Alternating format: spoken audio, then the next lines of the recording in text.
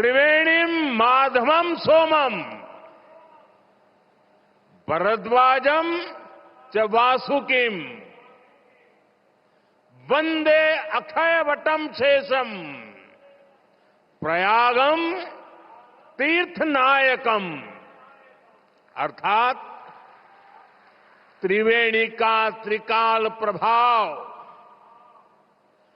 वेणी माधव की महिमा, सोमेश्वर के आशीर्वाद, ऋषि भारद्वाज की तपोभूमि, नागराज वासुकी का विशेष स्थान, अक्षय वट की अमरता और शेष की अशेष कृपा, ये है हमारा तीर्थराज प्रयाग। महाकुंभ 2025 आध्यात्मिकता, प्रशासन और आधुनिकता का संगम। प्रयागराज में 13 जनवरी से 26 फरवरी 2025 तक आयोजित महाकुंभ मेला एक ऐतिहासिक, धार्मिक और सांस्कृतिक आयोजन रहा, जिसमें अभूतपूर्व 66 करोड़ 30 लाख श्रद्धालुओं ने भाग लिया। उत्तर प्रदेश सरकार की प्रभावी योजना, प्रशासनिक दक्षता और अत्याधुनिक तकनीकों के प्रयोग ने इस आयोजन को सफल बनाया। हजारों वर्षों से गंगा, यमुना और अदृश्य सरस्वती के संगम पर महाकुंभ का आयोजन होता आ रहा है। ऋषि मुनियों की तपस्थली, संतों की दिव्यता और करोड़ों श्रद्धालुओं की आस्था इसे विश्व का सबसे बड़ा धार्मिक आयोजन बनाती है। महाकुंभ 2025 इस गौरवशाली परंपरा का एक नया अध्याय है। वर्ष 2025 में प्रयागराज में होने वाला महाकुंभ अब तक का सबसे भव्य और सुव्यवस्थित आयोजन साबित हुआ। महाकुंभ प्रयागराज नए रिकॉर्ड बनाने के लिए उतावलापन दिखाते हुए 66 करोड़ 30 लाख से अधिक श्रद्धालुओं को मां गंगा, मां यमुना और मां सरस्वती की इस त्रिवेणी में आस्था की पवित्र डुबकी के साथ जोड़ते हुए आस्था और आर्थिकी के एक नए रिकॉर्ड को बनाने के लिए आगे बढ़ चुकी थी। बहनों और भाइयों, ये आस्था और आर्थिकी का जो एक नया विजन प्रधानमंत्री जी ने दिया है कि स्पिरिचुअल टूरिज्म में भी पोटेंशियल है और उस पोटेंशियल का आधार कोई राज्य बन सकता है तो उत्तर प्रदेश बन सकता है। उत्तर प्रदेश सरकार ने श्रद्धालुओं के लिए 4000 हेक्टेयर क्षेत्र में एक अस्थायी शहर विकसित किया।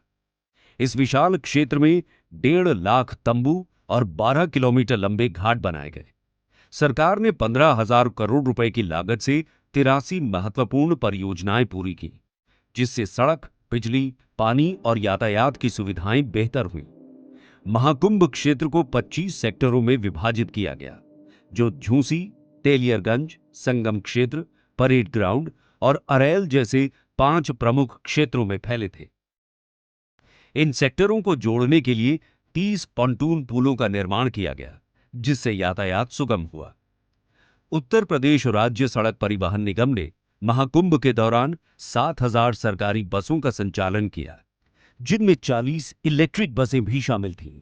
साथ ही 1,850 हेक्टेयर में पार्किंग सुविधा और 450 किलोमीटर नई सड़कों का निर्माण किया गया।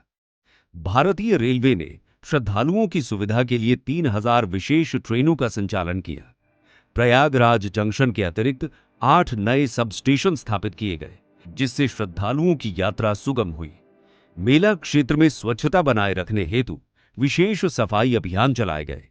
1.5 लाख शौचालयों का निर्माण किया गया और 10,000 सफाई कर्मी तैनात किए गए। गंगा की पवित्रता बनाए रखने के लिए 500 गंगा प्रहरी नियुक्त किए गए। श्रद्धालुओं की सुरक्षा सुनिश्चित करने के लिए 40,000 पुलिसकर्मी तैनात किए गए, जिनमें उत्तर प्रदेश पुलिस, एनडीआरएफ और केंद्रीय सशस्त्र पुलिस बल शामिल थे। 2,300 से अधिक कैमरों एवं ड्रोन से निगरानी की गई। इसके अतिरिक्त एआई आधारित चेहरे की पहचान प्रणाली और भीड़ प्रबंधन सॉफ्टवेयर का उपयोग किया गया।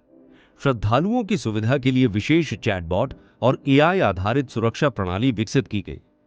आपात स्थिति से निपटने हेतु 351 दमकल गाड़ियां, 2000 से अधिक अग्निशमन कर्मी, मोबाइल एम्बुलेंस और रेस्क्यू टीमों को तैनात किया गया। श्रद्धालुओं की सुविधा के लिए डिजिटल नक्शे, वीडियो गाइडेंस और स्मार्ट ऐप्स विकसित किए गए, जिससे उन्हें स्नान घाट, मार्ग और मंदिरों की जानकारी आसानी से उपलब्ध हो सके। महाकुंभ 2025 में विदेशी पर्यटकों की बड़ी संख्या ने भाग लिया। सरकार ने उनके लिए विशेष व्यवस्थाएं की, जिससे यह आयोजन वैश्विक स्तर पर सराहा गया। इस ऐतिहासिक आयोजन से उत्तर प्रदेश की अर्थव्यवस्था को 3 लाख करोड़ रुपए का लाभ पहुंचा, जिससे राज्य के सामाजिक और आर्थिक विकास को नई गति मिली। महाकुंभ 2025 न केवल आध्यात्मिक और सांस्कृतिक दृष्टि से महत्वपूर्ण रहा, बल्कि सरकार की उत्कृष्ट योजना, आधुनिक तकनीकों और मजबूत प्रशासनिक व्यवस्था के कारण इतिहास का सबसे सफल महाकुंभ बन गया। ये आयोजन भारत की सांस्कृतिक विरासत और प्रगतिशील दृष्टिकोण का सजीव उदाहरण साबित हुआ। ये आयोजन उत्तर प्रदेश और भारत के सामाजिक और आर्थिक विकास में एक मील का पत्थर साबित हुआ।